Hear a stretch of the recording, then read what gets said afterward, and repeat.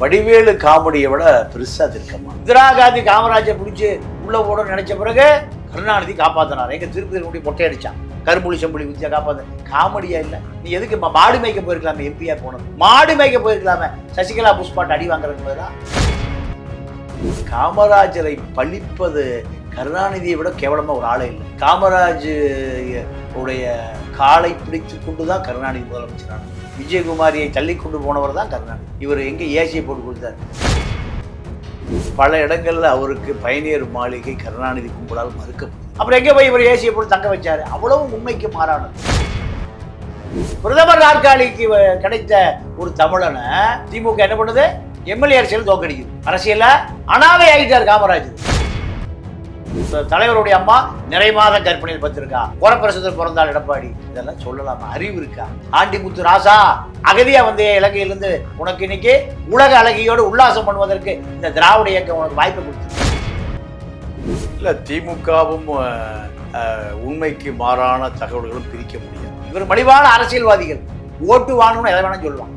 திமுகவுக்கு சவுத்து நாடார் வரை அவனை ஓட்டு போட மாட்டான். முடிஞ்சு போச்சு. திமுக ஊத்தி மூடிடுவான். சென்னை சில்க்ஸின் ஆஹா ஓஹோ ஆடி சேல் 50% வரை தள்ளுபடி.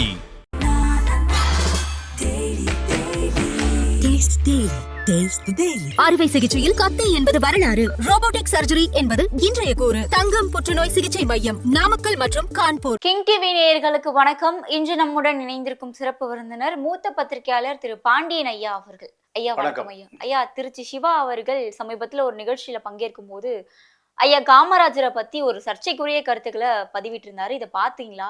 அதை பார்க்கும்போது உங்களுக்கு என்ன தோணுச்சு? இல்ல, திமுகவும் உண்மைக்கு மாறான தகவல்களும் பிரிக்க முடியாது.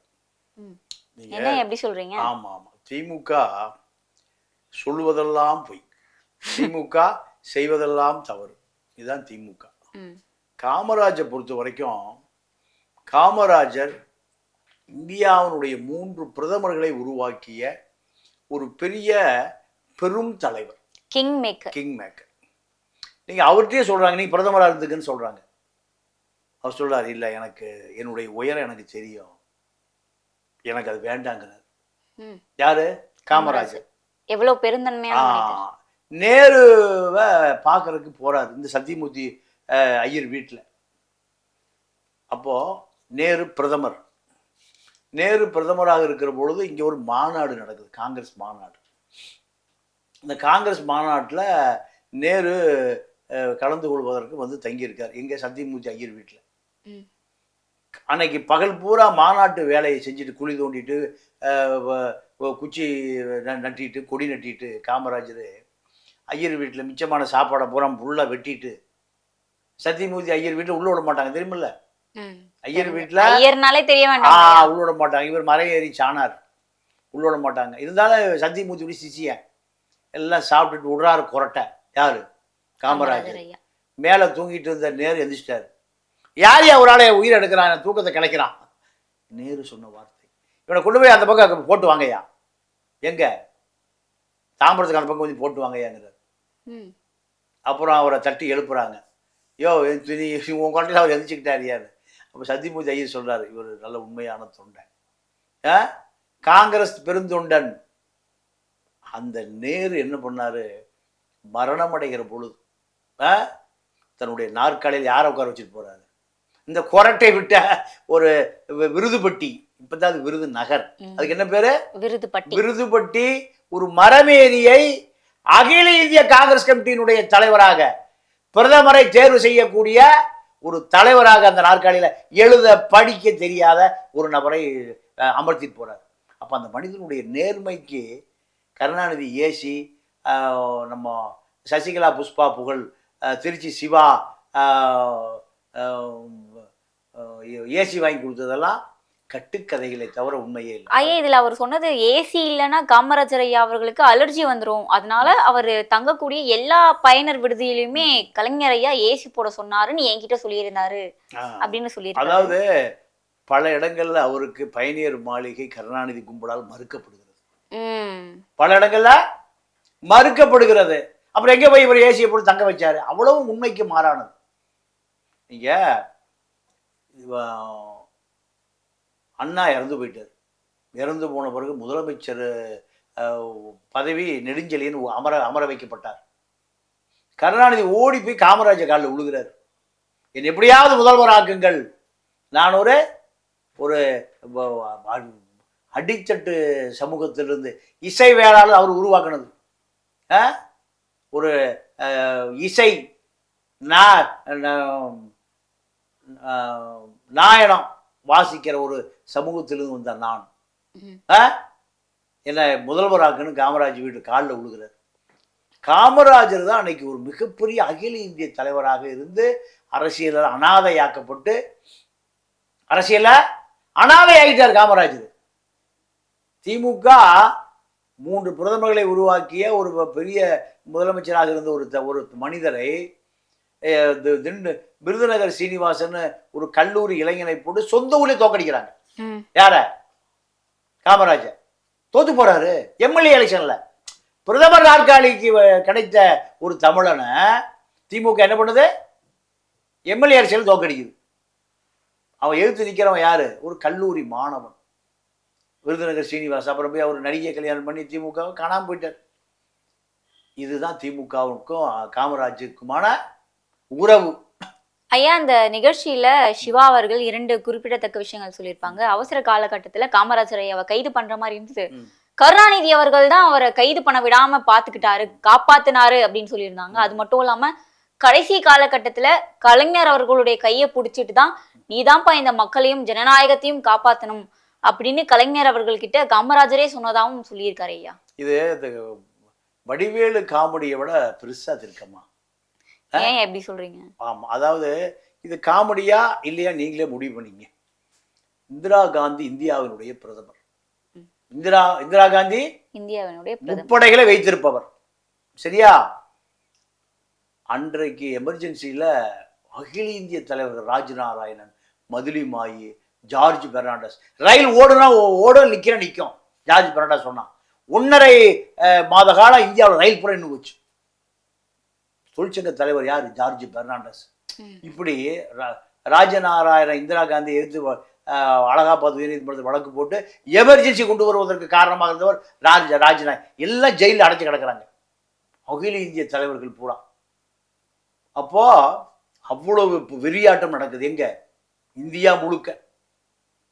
அந்த நேரத்தில் இந்திரா காந்தியை விட ஐநா சபையினுடைய தலைவராக கருணாநிதி பவர் வந்துருச்சு. காமராஜர் காப்பாற்றுறாரு. இது காமெடியா? காமெடி இல்லையா? சொல்லுங்க. முப்படை தளபதிகளை விமானப்படை, இராணுவம், கப்பல் படை வச்சிருக்கிற இந்திரா காந்தி அதிகாரம் எங்க இருக்கா?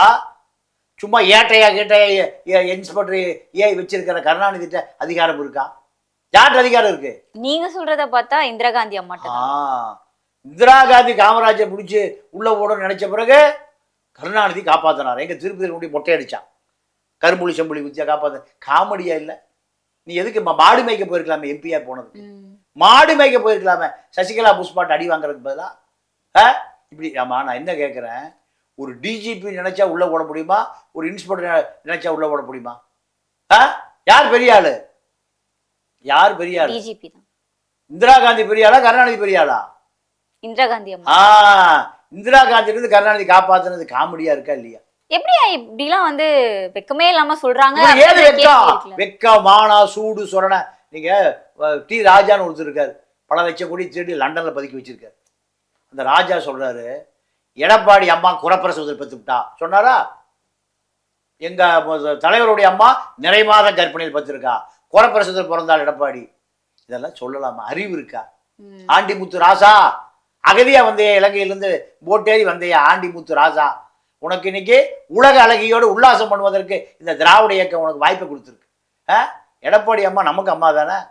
வயதான ஒருவங்கள் எப்பவுமே மதிப்புக்குரியவர்கள் தானே. ஒரு வீட்டுக்கு போற முதல்ல யாரை பார்க்குறோம்? யார் பெருசு இருக்கான்னு பார்க்குறோம். அம்மா வணக்கங்கிறோம். அதனாலப்பா மரபு. எடப்பாடி அம்மா குறை மாத்திர எடப்பாடி பெற்றாருன்னு பேசுவதா மரபு? மானங்கெட்ட ராஜா. அப்போ இவர்களுடைய அளவுகோல இதுதான். காமராஜ் நீங்க இறந்துட்டாரு. இந்த ஏற்றி வீடு நம்ம பேசிட்டு இருக்கிறது இறந்துட்டாரு. இறந்த உடனே கருணாநிதி என்ன பண்ணிட்டாரு? வீட்டை பிடிச்சி சீல் வச்சுட்டாரு. ஏன்? அவர் வீட்டுக்குள்ள என்ன இருக்கும்? வைரம், வைடூரியம், கோமேதகம், பிளாட்டினம், அமெரிக்கன் டாலர் எல்லாம் இருக்கு, பூட்டியிருக்குடா. ஏன்னா பல முதலமைச்சர்களை உருவாக்கியிருக்கார். குமாரசாமி ராஜா, பக்தவச்சலம், ஓமந்தூர் ரெட்டியார் எல்லாம் காமராஜர் உருவாக்கின முதலமைச்சர்கள். இந்திரா காந்தி யார் பிரதமர், குல்செல்லர் நந்தா, லால்பூர் சாஸ்திரி இதெல்லாம் பிரதமர். அப்போ வீட்டில் நிறைய பணம் வச்சிருப்பார். இந்த ஆள் புத்தி போகாது, கந்த புத்தி கவுண்டுக்குள்ளேன்னு கட்டுக்கட்டா பணம் இருக்கு, பூட்டி கீழே வச்சாச்சு. இறந்து அடக்கம் பண்ணிட்டு வந்து உடச்சி பார்த்தா பழைய வேட்டி, பழைய துண்டு, 167 ரூபா பணம், சில்லற காசு தான் இருக்கு. இதெல்லாம் எங்கடா வச்சாரு? காணோம். ஐயா, காமராஜர் எவ்வளவு எளிமையான வாழ்க்கையை வாழ்ந்தாருன்னு நம்ம எல்லாருக்குமே தெரியும். அவருக்கு சுவிஸ் பேங்க்ல இல்லீகல் மணி இருக்குன்னு கூட சொல்லியிருந்தாங்க. ஆமா ஆமா, அதுதான் இது பேசிட்டு இருக்கும்போது ஒரு பொம்பளை வயசான பாட்டி விருதுநகர்ல கேள்விப்பட்டு எனக்கு ஒரு சித்த வைத்திய அவனு இறந்துட்டாரு. நாசமா போனவனை அவன் அம்மாவுக்கு பைப்பு போட்டு கொடுத்ததே உடச்சி எறிஞ்சு வீட்டில் கொண்டு போட்டு போயிட்டான். ஃபேன் எவனா போட்டு கொடுத்தானா அதை கழட்டி போட்டு போயிட்டான். அவனை போய் இப்படி சொல்ற, உன் கண்ணு அவிஞ்சு போயிருமுடா அப்படின்னு சொன்னது தான் கருணாநிதிக்கு ஒரு கண்ணு அவிஞ்சு போச்சு. ஒத்தக்கண்ணு சிவராசன் கதை அதுதான். யாருக்கு? கருணாநிதிக்கு ஒத்தக்கண்ணு போனதுக்கு காரணம் அந்த பாட்டி விட்ட சாபம். இப்படி ஒரு பேக் ஸ்டோரி இருக்கு. ஆமா, ஷவர் விழுந்து கண்ணு உடைஞ்சு போச்சு. அப்போ தர்மம் தலைகாக்கும், தக்க சமயத்தில் அது உயிர் காக்கும். காமராஜரை பழிப்பது கருணாநிதியை விட கேவலமா ஒரு ஆளே இல்லை. கருவாட்டிக்காரி பையன், யார எருமத்தோடுக்காரி பையன். அதுதான் இப்ப கேட்கணும்னு வந்து என்னன்னா, விருதுநகர் கருவாடு விற்கிறவோட பையன் இவன் அப்படின்னு சொல்லியிருப்பாரு. அது மட்டும் இல்லாம ரஷ்யாவுக்கு நாங்க எரும மாட்டு தோலை எக்ஸ்போர்ட் பண்ணுவோம், இப்போ ஒரு எருமையே எக்ஸ்போர்ட் பண்ண போறோம்லாம் சொல்லியிருக்காரு. இப்படி எல்லாம் சொன்ன கருணாநிதி கையை பிடிச்சிட்டா இவர் இப்படி சொன்னாரு அப்படின்ற ஒரு கேள்வி. அதாவது இப்படி இதெல்லாம் சொன்னாதான் சிவாவுக்கு மறுபடியும் எம்பி சீட் கிடைக்கும். தனக்கு ஏன்னா சபரீசனை திருப்திப்படுத்த வேண்டியிருக்கு, உதயநிதியை திருப்திப்படுத்த வேண்டியிருக்கு. காமராஜை கழுவி ஊற்றி காமராஜை செருமைப்படுத்தி யார ஸ்டாலினையும் இந்த ஸ்டாலின் குடும்பத்தையும், காமராஜரை போல இருக்கார். யார் ஆட்சி? ஸ்டாலின் ஆட்சியா? அஜித் குமார் அடித்து கொல்லப்பட்டார். நிகிதா இன்னும் விசாரிக்க கூப்பிடல. நிகிதா இன்னைக்கு வரைக்கும் பக்கத்திலே போல. இதுதான் காமராஜர் ஆட்சி. அப்போ நேரு ரொம்ப ப்ரெஷராக டென்ஷன் ஏறி யாரையும் சந்திக்காம உட்கார்ந்துருக்காரு. காமராஜர் சந்திக்க போனப்போ போயா அப்புறம் வாயா, நானும் டென்ஷனாக இருக்கேன். பிரதமர் அப்படி இருக்காரு, பக்கத்தில் ரூமில் போய் பார்க்குறாரு. அது பாதுகாப்புத்துறை அமைச்சர் மேனனுடைய அறை. அது என்னையா நடந்தது? இல்லையா, இராணுவ தளபதிக்கும் நேருக்கும் சண்டை, கரியப்பாவுக்கு அவருக்கும் சண்டை. அவன் முப்படை தளபதி, திடீர்னு நேரு போய் ஜெயிலில் போட்டு அவன் அதிபர் பாகிஸ்தான் அடிக்கடி சொல்லுவானு தெரியுமா? ராணுவ புரட்சி நடக்க முடியல, அது மாதிரி ஆயிருமோன்னு பயந்துட்டு கிடக்கிறாரு யாரு? நேரு. அப்படி இது ஒரு பெரிய விஷயமா என்ன அப்படிதான் பேசுவார் காமராஜ். நாங்கள் சரி பண்றேன்னு யாரு? நேருட்டு போறாரு. நேரு சொன்னாரா, பள்ளிக்கூடத்துக்கு ஒழுங்கா போல. நான் எங்க படிச்சவன்? பாரிஸ்டர் படிச்சவன், லண்டன்ல ஆக்ஸ்போர்டில் படிச்சவன்யா. பல நாட்டு அதிபர்களை என் கூட படிச்சு போன பல நாட்டு அதிபர் ஆயிட்டான். எனக்கே யோசனை சொல்றியா, நீ போய் அங்கே உட்காரியா? மறுபடியும் காமராஜ் சொன்னார், நான் சொல்றதை கொஞ்சம் 2 நிமிஷம் கேளுங்க. என்ன சொல்லு? அந்த உரிமையோடு சொல்லக்கூடிய தகுதி அவருக்கு இருந்து. ஏன் இங்கே கொடநாட்டில் பங்களா கட்டல, ரெட் ஜெயின் சினிமா கம்பெனி ஆரம்பிக்கல, கொள்ளையடிக்கல, ஜி ஸ்கொயர்லாம் இல்லை அந்த ஆள்கிட்ட. அப்போ சொல்லு காமராஜ், என்ன நீங்கள் இந்த ஜெனரல் கரியப்பாவை ரஷ்யாவுக்கு இன்னும் நம்முடைய இராணுவத்தை வலிமையாக்குவதற்கு பயிற்சி எடுத்துட்டு வானா ஆளை அனுப்பிடுங்க. அப்போ வேற எது சொன்னாலும் அதில் போக மாட்டான். நம்ம இராணுவத்தை இன்னும் வலிமையாக்கணும், போய் ட்ரைனிங் அனுப்புங்க, 1 மாதம் பயிற்சி போட்டு அனுப்புங்க. போன பிறகு விமானப்படைக்கு ஒரு தளபதி, தரைப்படைக்கு ஒரு தளபதி, கப்பல் படைக்கு ஒரு தளபதி, 3 தளபதி ஆகிக்கிற 3 அவர் ஒன்றாயிருவார். அவரு தான் சரி பண்ணா இதை வச்சு முடியடிச்சிடலாம். இப்படி மூளை பள்ளிக்கூடம் போகாத ஆளுக்கு இப்படி ஒரு ஐடியா கொடுத்ததே காமராஜ் தான். அதுக்கு பிறகுதான் இந்திய ராணுவத்தை முப்படையாக்க பிரிச்சது. இப்பதான் மோடி அதை ஒன்னாக்குனார். பிபின் ராவத் காலத்துல தான் ஒன்னாக்குனார். எழுத படிக்க தெரியாது விருதுபட்டி மரம் ஏறி யாரு? காமராஜர். காந்திக்கு ராஜாஜி போய் கெஞ்சுறாரு, காந்தி அறிமுகப்படுத்தி வையா, நான் பார்க்கணுங்கிறார். யாரு? காமராஜ். யாருக்கிட்ட? ராஜாஜிட்ட. அப்போ காந்தி ஏதோ ரயிலில் போயிட்டு இருக்காரு, எங்கள் தஞ்சாவூர் ஏறி மதுரைக்கு போயிட்டுருக்கார் தமிழ்நாடு சுற்றுப்பயணத்தில். கூட்டிகிட்டு போய் சொல்கிறாரு, இந்த ஆள் காமராஜ் ஒரு மறையேறி சமூகத்திலிருந்து வந்தவன், காங்கிரஸ் கட்சியில் வளர வேண்டிய தலைவர்னு எப்படி அறிமுகப்படுத்துறாரு. சொல்லும் போதே அன்டச்சபிளியா மறையேறி பயிலுவா. இப்படியெல்லாம் இருந்தாலும் போராடி ஒரு இடத்துக்கு வருவதற்கு மிகப்பெரிய போராட்டம். காமராஜ் உடைய காலை பிடித்து கொண்டு தான் கருணாநிதி முதலமைச்சரானார். எப்படி முதலமைச்சரானார்னா, அண்ணா இறந்தவரும் நெடுஞ்செழியன் முதலமைச்சர் ஆகிட்டார். நடமாடும் பல்கலைக்கழகம் WMA. சென்னையினுடைய அதிகார மையங்கள் பூரா முதலியார்கள் தான். இவர் இசை வேளாளர் PP பார்ட்டி. காமராஜ் இப்படியாவது என்ன முதலமைச்சராகணும். அப்போ சொன்னார், ஆமாம் ஒடுக்கப்பட்ட நம்மதாயா அந்த பதவிக்கு வரணும், நீ போய் ஆதித்தனாரை போய் பார். யார்? தினத்தந்தி ஆதித்தனார், சீப்பா ஆதித்தனார், அவரை போய் பாரு. அப்போ அவர் சொன்னாரா, சரி விடு நான் பார்த்துக்கிறேன். ஒரு எம்எல்ஏக்கு 1 லட்சம் ரூபா. ஒரு எம்எல்ஏ அந்த காலத்தில் 1 லட்சம் அந்த காலத்துல 150 பேருக்கு 1.5 கோடி யார் கொடுத்தா? ஆதித்தனார் கொடுத்தார். 150 பேர் கருணாநிதி கையை தூக்குறான். நெடுஞ்செழியன் டீ கூட வாங்கி தர மாட்டார். இப்படி தான் கருணாநிதி முதலமைச்சரான வழி. எம்ஜிஆருக்கு போய் காலில் போய் அடுத்து விழுகிறார். எம்ஜிஆர் காலில் விழுந்து கெட்டியாக கட்டி பிடிச்சிக்கிட்டு, SSR என்ன ஒழிச்சே போடுவான், முக்குளத்தோருக்கு சட்டமன்ற உறுப்பினர்கள் பூரா அந்த ஆள் பின்னாடி இருக்கார். எந்த காலத்துல இந்த ஆள் முதலமைச்சராக விட மாட்டேன், விஜயகுமாரியே காணாம் என்கிட்ட இருந்து, கருணாநிதி வீட்டில் இருக்கான்னு சொல்றான்னு தேடிக்கிட்டு இருக்கேன் பொண்டாட்டியை. யாரு? விஜயகுமாரியை தள்ளி கொண்டு போனவர் தான் கருணாநிதி. இவர் எங்கே ஏசியை போட்டு கொடுத்தார். மதுரை, அதாவதுமா மிகப்பெரிய தலைவர்கள் அன்னைக்கு திமுக இருந்தவங்க பூரா மிகப்பெரிய அறிவாளிகள்.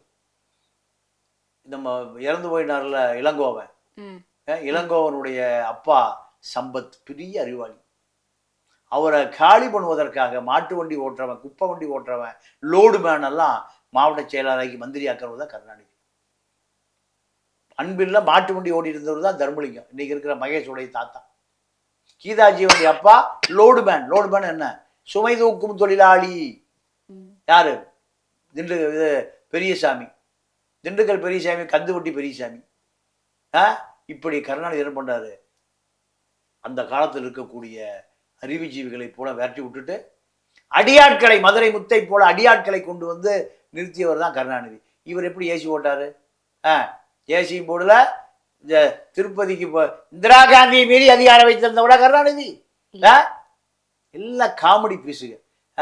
உண்மைக்கு மாறாக அடுத்த தலைமுறைக்கு பொய்யை கடத்துவதுதான் இவர்களுடைய வேலை. ஐயா, திருச்சி சிவா அவர்கள் இப்ப காமராஜர் ஐயா பத்தி சர்ச்சைக்குரிய கருத்துக்களை கூறிய பின்பு பல கண்டனங்கள் ஒரு சைட்ல இருந்தும் வந்தது. பிறகு இதை பெருசுப்படுத்தாதீங்க, நான் சொன்னது தவறு கிடையாது, நான் வேற விதமா சொன்னா தப்பா புரிஞ்சுச்சு அப்படின்னு சொல்லியிருக்காரு ஐயா.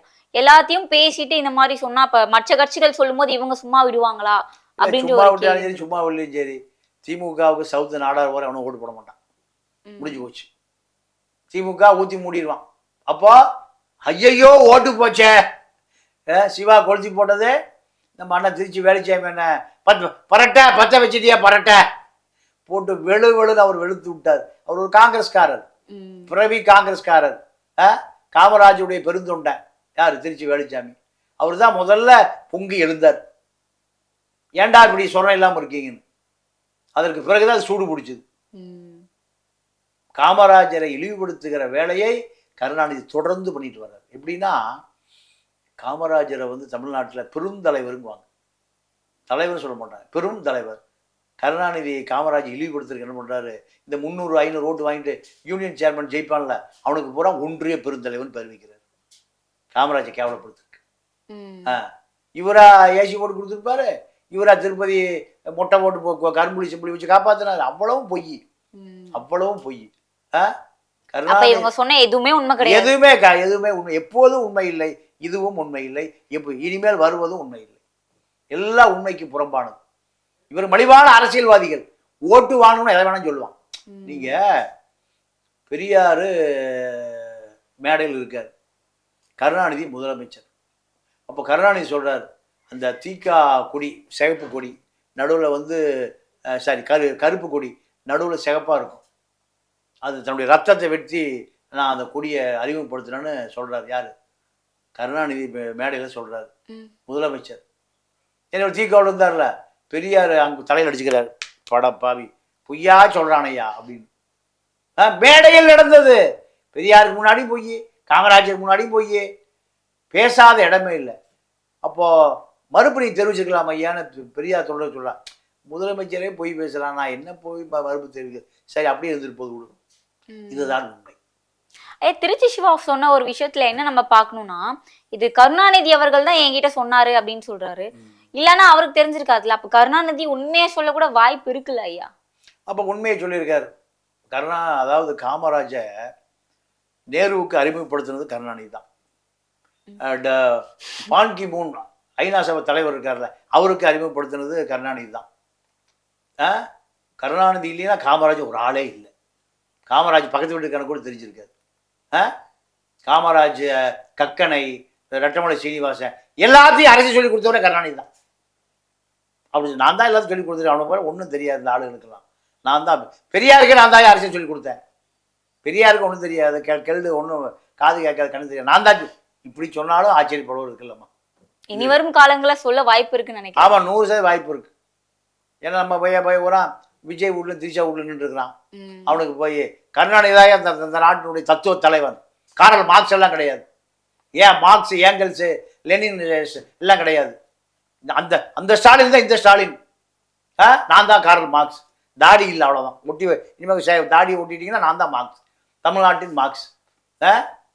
தத்துவங்களின் தலைவன் காரல் மார்க்ஸ், தவறுகளின் தலைவன் கருணாநிதி. எல்லாமே தவறுமா, எல்லாம் தவறு. எல்லாம் தவறு வந்ததுனால தான் அவருடைய வாழ்நாளில் 8 முறை முதலமைச்சராக இருந்தார். ஜோதி பாசு மேற்கோங்க காலத்தில் 8 முறை, 40 ஆண்டு காலம். ஆனால் நீங்க உன்னுடைய ஆயுள் காலத்தில் உன்னோட இருந்த அத்தனை பேருமே உன்னை பிடிக்காம வெளியேறிட்டான். 72 எம்ஜிஆர் கட்சி ஆரம்பிச்சாரு. அவன் பூரா எங்கிருந்து வந்தான்? திமுக வெளியே போனா. உன்னை ஏற்றுக்கொண்டவன் உனக்கு பின்னாடி உன்னுடைய கொள்கை தலைவன் அவன் ஏத்துக்கல. அப்ப அவன் என்ன பண்றான்? எம்ஜிஆர் பண்ணி போயிட்டான். 72 நடந்தது. 72 நடந்தது. ஆமா. 91 ஜெயலலிதா முதலமைச்சர். உன்னால நினைச்சு கூட பார்க்க முடியல. 93 வாங்கிட்டு இருந்த வைகோ என்ன பண்ணாரு? கட்சியை உடைச்சிட்டு போயிட்டாரு. உன் கூட்டத்தை விட உனக்கு பிடிக்காம அங்க போயிட்டான். வைகோட போயிட்டானா இல்லையா? சரி, 93. 2000 உனக்கு பின்னாடி இருந்த வன்னியர்கள் அத்தனை பேரும், செஞ்சி ராமச்சந்திரன், மதுராந்த ஆறுமுகம், நெல்லிக்குப்ப கிருஷ்ணமூர்த்தி, இப்படி அடிக்கிட்டே போகலாம். எம்ஜிஆர் காலத்தில் திமுகவுடைய கோட்டையா இருந்த அந்த வன்னியர் பெல்ட் பூரா எங்க போயிருச்சு? ஐயா ராமதாஸ் முன்னாடி போயிருச்சு. உன்னை பிடிக்காம தான் அத்தனை பேர் போறான். யாருமே நிரந்தரமா நீ ஊழல்வாதி, நீ ஏமாற்று பேர் வழி இருந்தா போறான். அரசியல் அப்படித்தானே போகுது. திமுக கூடிய அரசியலை தக்க வைக்க முடியலையே. அப்ப நீ காமராஜை இழிவுபடுத்துவது எந்த வகையில் நியாயம்? 2000 திமுக எதிர்த்து விஜயகாந்த் வர்றார். வந்தாரா? என்ன விஜயகாந்துக்கு என்ன கொள்கை தெரியும்? திமுக ஊழல் கட்சி தானே கொள்கை. சரி, 2000. அதே 2009 யார் வர்றா? சீமான் வர்றாரு. அரணையூர்ல சினிமா உதவி இயக்குனரா இங்க எடுப்பு சாப்பாடு வாங்கி சாப்பிட்டு கிடந்த ஆளுக்கு பின்னாடி 50 லட்சம் தொண்டை போறான். ஏன் போறான்? திமுக ஊழல். ஈழ பிரச்சனை திமுக ஊழல் பண்ணிருச்சு. 5 லட்சம் பேரை கொன்னது கருணாநிதி காட்டி கொடுத்து அங்க செத்துட்டு இருக்கிறான். டெல்லிக்கு போய் மகளுக்கு அமைச்சர் பதவி வேணும் நிக்கிறாரு. 50 லட்சம் பேர் யாருக்கு பின்னாடி போனான்? சீமானுக்கு என்ன அரசியல் தெரியும்? சீமா எப்ப தமிழ்நாட்டு அரசியலுக்கு வந்தான்? கருணாநிதி எப்ப அரசியலுக்கு இருந்தாரு? அப்போ உன்னை பிடிக்காத 50 லட்சம் பேர் எங்க போறான்? சீமானுக்கு போனா. இன்னைக்கு விஜய் பின்னாடி போறோம் எங்கிருந்து போறான்? திமுக ஒழிக்கப்பட வேண்டிய, அழிக்கப்பட வேண்டிய இயக்கம் என்பது தமிழ்நாட்டு மக்களுடைய கருத்து. நிச்சயமாயா. திருச்சி சிவா அவர்கள் காமராஜர் ஐயா குறித்து பேசிய சர்ச்சைக்குரிய கருத்துக்களுக்கு ஒரு சரியான புரிதல் கொடுத்திருந்தீங்க. தொடர்ந்து பேசலாம் ஐயா. நன்றி. நன்றி, வணக்கம். சென்னை சில்க்ஸின் ஆஹா ஓஹோ ஆடி சேல் 50% வரை தள்ளுபடி.